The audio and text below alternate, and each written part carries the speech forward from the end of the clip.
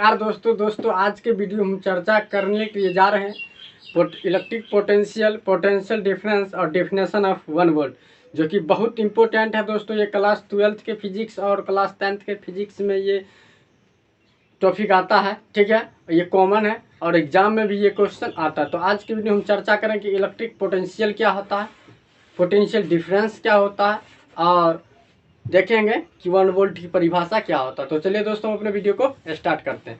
देखिए दोस्तों, पहला पॉइंट आपका क्या है कि इलेक्ट्रिक पोटेंशियल। बारी बारी से सभी पॉइंट के बारे में हम चर्चा करेंगे। तो पहले हम बात कर लेते हैं कि इलेक्ट्रिक पोटेंशियल। तो देखिए दोस्तों, इलेक्ट्रिक पोटेंशियल क्या होता है। देखिए, मान लेते हैं दोस्तों ये मेरा एक इलेक्ट्रिक फील्ड है। ये क्या है दोस्तों? Electric field. दोस्तों ई एफ लिख दें। ई एफ का मतलब समझे क्या है? Electric field. यहाँ पे मान लेते हैं दोस्तों एक एकांक धनावेश है। ये मेरा एकांक धनावेश है और ये कहाँ पर स्थित है दोस्तों? मान लिए कि इन्फिनिट यानी अनंत पर, इन्फिनिटी कह सकते हैं, अनंत पर क्या है? स्थित है। इतना बात आपको समझ में आ गया कि ये मेरा एक इलेक्ट्रिक फील्ड है। ये मेरा एकांक धनावेश है जो कहाँ पर स्थित है? अनंत पे स्थित है। कहाँ पे? अनंत पे, ठीक है। अब देखिए दोस्तों कि इस इलेक्ट्रिक फील्ड के मान लेते हैं इस बिंदु पर, ठीक है, इस बिंदु पर हमें इस एकांक धन आवेश को लाना है, ठीक है। इस बिंदु पर इस एकांक धन आवेश को लाना है। तो इलेक्ट्रिक फील्ड के इस बिंदु पर जब हम उस एकांक धन आवेश को अनंत से लाएंगे तो लाने में कुछ ना कुछ कार्य करना पड़ेगा, कुछ ना कुछ वर्क करना पड़ेगा। तो वही वर्क की मात्रा क्या कहलाएगा? Electric potential. क्या कहलाएगा? Electric potential. देखिए, तो इस एकांक धन आवेश को जब इस अनंत से हम मान लेते हैं कि इस इलेक्ट्रिक फील्ड के इस बिंदु पर, इस पॉइंट पर लाएंगे, तो इसको यहाँ तक लाने में कुछ ना कुछ क्या करना पड़ेगा? कार्य करना पड़ेगा, वर्क करना पड़ेगा। तो यही वर्क की अभिष्ट मात्रा क्या कहलाएगी दोस्तों? Electric potential. Electric potential. Electric potential आपको समझ में आ गया क्या? जब किसी एकांक धन आवेश को या एकांक धन आवेश को अनंत से विद्युत क्षेत्र के किसी निश्चित बिंदु तक लाने में किया गया कार्य के अभिष्ट मात्रा को हम क्या कहेंगे? Electric potential. तो आपको समझ में आ गया इसका परिभाषा कैसे लिखिएगा कि जब एकांक धन आवेश को, ये मेरा एकांक धन आवेश है, इस एकांक धन आवेश को अनंत से, ये मेरा अनंत पर है, जब एकांक धन आवेश को अनंत से विद्युत क्षेत्र के किसी निश्चित बिंदु तक लाने में किया गया कार्य की अभिष्ट मात्रा को क्या कहेंगे? Electric potential. कोई दिक्कत नहीं। अब देखिए यहाँ पर कुछ और परिभाषा आप दे सकते हैं। क्या हम यहाँ पर लिखे दूसरा कि एकांक धन आवेश को किसी बिंदु तक लाने में किया गया कार्य उस बिंदु पर इलेक्ट्रिक पोटेंशियल कहलाती है। यानी ये जो मेरा एकांक धन आवेश है, इस एकांक धन आवेश को इस बिंदु तक जो लाएंगे और इस बिंदु पर में हमें क्या मिलेगा? Electric potential. समझ में आ गया दोनों परिभाषा? ये भी परिभाषा आप लिख सकते हैं और जो हम बताए वो भी परिभाषा आप लिख सकते हैं।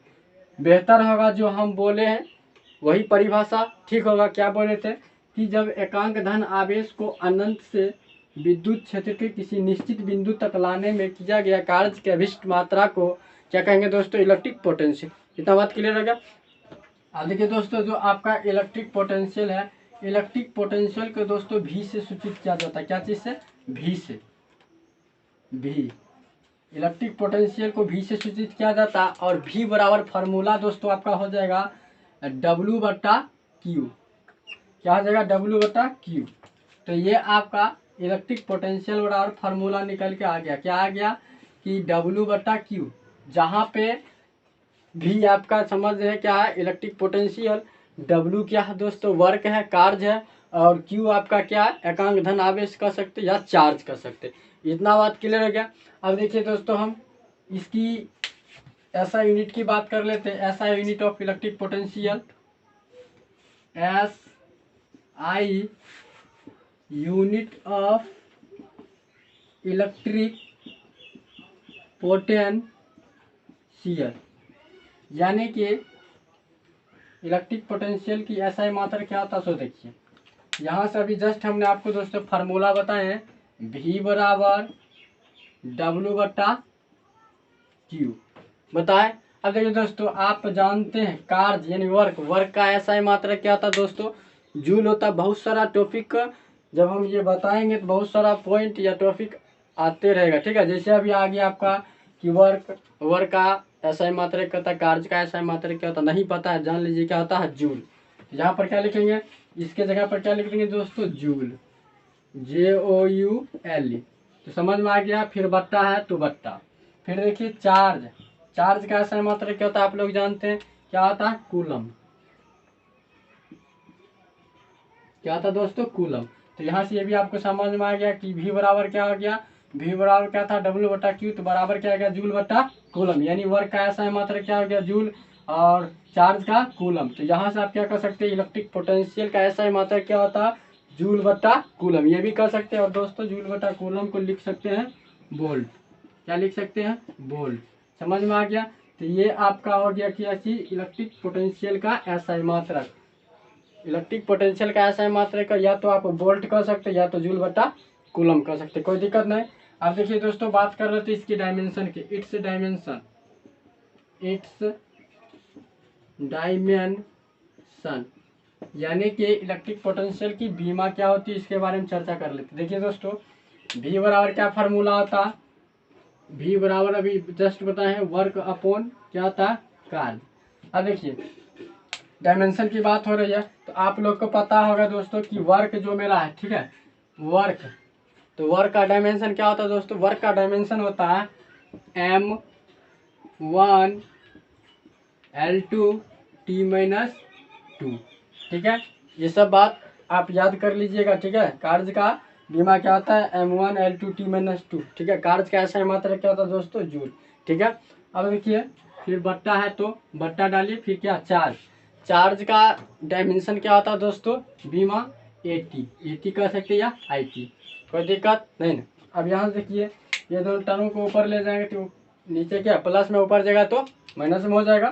देखिए यहाँ से इसको ले जाइए, ये हमें क्या देगा, M1 है, L2 है, T-2 है। इसको ले जाएंगे तो क्या देगा, A-1, इसको भी ले जाएंगे तो क्या होगा, T-1। अब यहाँ से देखिए दोस्तों, ये हमें क्या दे देगा, ये हमें दे देगा M1 L2, देखिए T-2 T-1। आप जानते हैं जब गुना में आधार सेम रहता है तो पावर क्या होता है, जुड़ जाता है। देखिए इसका भी आधार T, इसका भी आधार T, तो पावर जुड़ जाएगा। और गुना में तो -2 और -1 कितना हो जाएगा, -3, यानी T के पावर -3। और फिर क्या आपका ये -1 या 1 पावर -1। तो ये आपका क्या निकल गया दोस्तों, ये आपका निकल गया इलेक्ट्रिक पोटेंशियल की डायमेंशन, यानी बीमा क्या निकल गया, M1 L2 T-3 A-1। इतना बात आपको समझ में आ गया दोस्तों, आप इसे स्क्रीनशॉट लीजिए। फिर हम बात करते हैं पोटेंशियल डिफरेंस। तो अब हम बताते हैं पोटेंशियल डिफरेंस के, तभी हमने आपको बता दिए थे इलेक्ट्रिक पोटेंशियल क्या होता है। देखिए दोस्तों, इलेक्ट्रिक पोटेंशियल यानी कि विद्युत विभव हमने आपको बता दी है। अब हम आपको दोस्तों बताते हैं कि विभवांतर क्या होता है। विभवांतर देखिए, मान लेते कि यहाँ पर कोई एकांक धन आवेश है, ठीक है, और यहाँ पर एक मान लीजिए बड़ा सा इलेक्ट्रिक फील्ड है, क्या है, इलेक्ट्रिक फील्ड EF, ठीक है।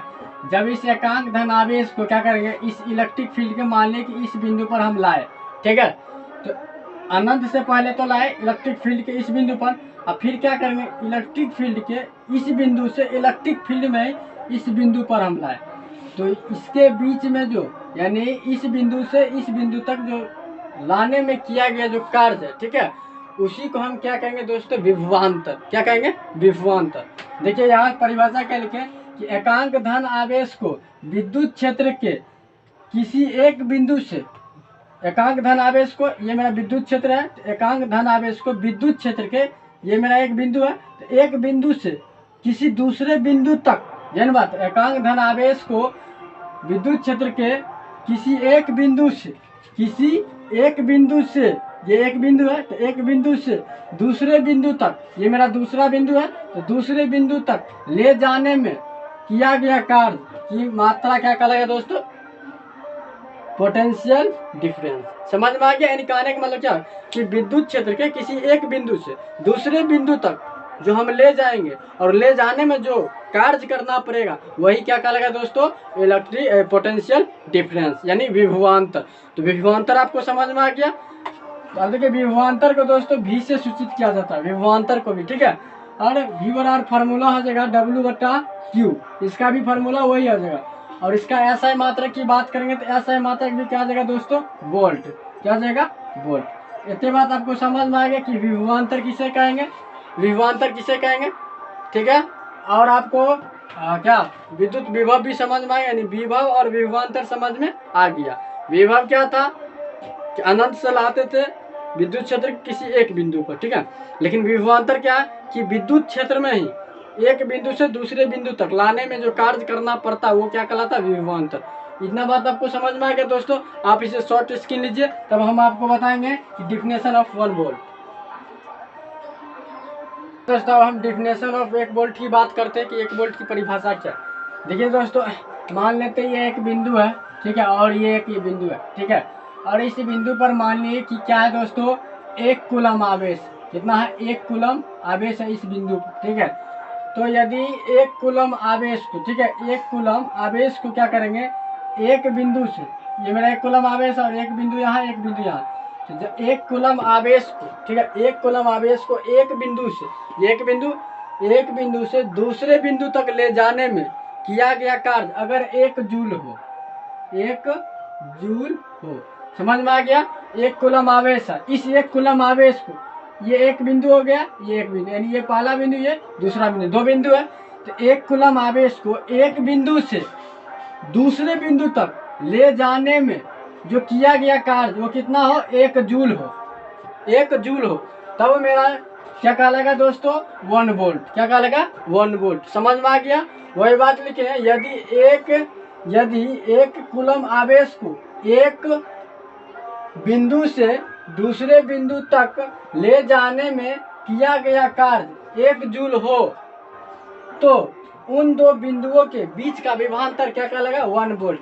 कहने का मतलब ये हुआ कि जैसे मानिए कि यहाँ पर एक बिंदु है, यहाँ पर एक बिंदु है, 1 कूलम आवेश को हमने क्या किया कि एक बिंदु से इस बिंदु तक ले गए, तो इस बिंदु तक ले गए थे, कुछ ना कुछ कार्य, और वो कार्य क्या हुआ, 1 जूल के रूप में आया, 1 जूल के रूप में आया।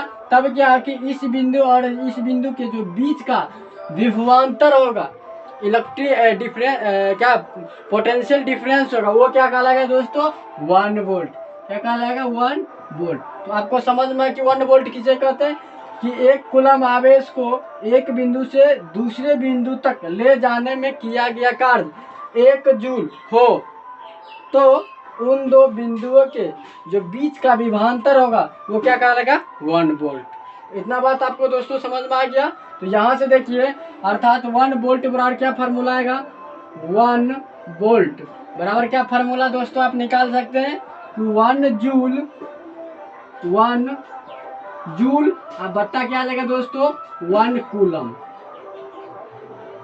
1 कूलम, ये फार्मूला आ जाएगा 1 वोल्ट बराबर, ठीक है। यानी कि 1 कूलम आवेश को जब क्या करेंगे कि एक बिंदु से दूसरे बिंदु तक ले जाएंगे, तब ले जाने में जो कार्य होगा वो क्या होगा, 1 जूल होगा, 1 जूल होगा। तब उस बिंदु के जो दोनों बिंदु होगा, उस बिंदु के जो बीच का विभवांतर होगा वो मेरा क्या कहलाएगा, 1 वोल्ट। तो समझ में आ गया दोस्तों। तो आप इसे स्क्रीनशॉट ले लीजिए। आज के लिए इतना ही, फिर हम मिलते हैं आपको नेक्स्ट वीडियो में।